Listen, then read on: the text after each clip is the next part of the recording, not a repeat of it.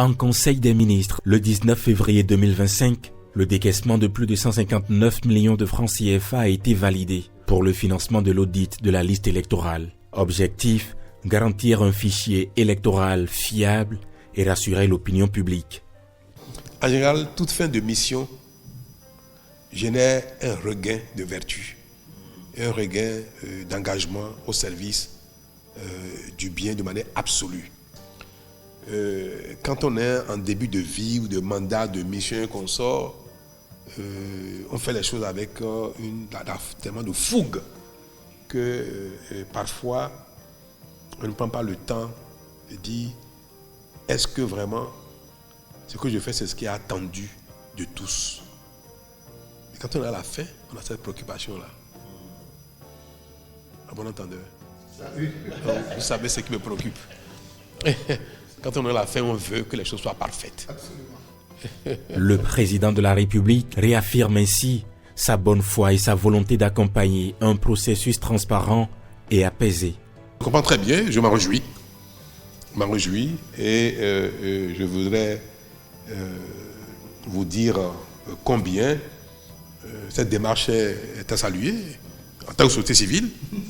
Et vous savez que tout ce qui relève de notre intérêt commun, moi je suis toujours enthousiaste pour les mettre en œuvre. Donc vous pouvez compter sur mon enthousiasme. La rencontre a permis un échange direct sur les modalités de l'audit et les garanties d'indépendance des experts impliqués. Il s'agit d'un travail technique. Ça là, je le répète tout le temps, je l'ai répété sur tous les toits, travail technique et scientifique qui n'a rien à voir avec des connotations politiques. Pourquoi? Pour la petite comparaison n'est pas raison, monsieur le président de la République, la voie qui est derrière nous là, c'est là. La marina que vous avez très bien embellie là. On a fait un appel d'offres pour prendre une entreprise qui va réaliser l'ouvrage.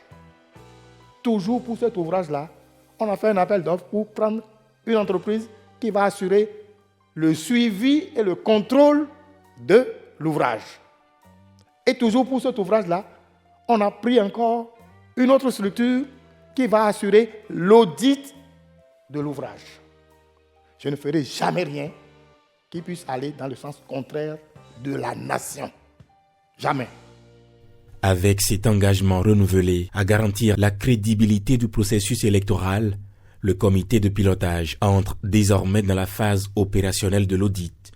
Un travail de fond qui, selon ses membres, se fera en toute indépendance pour l'intérêt supérieur de la nation.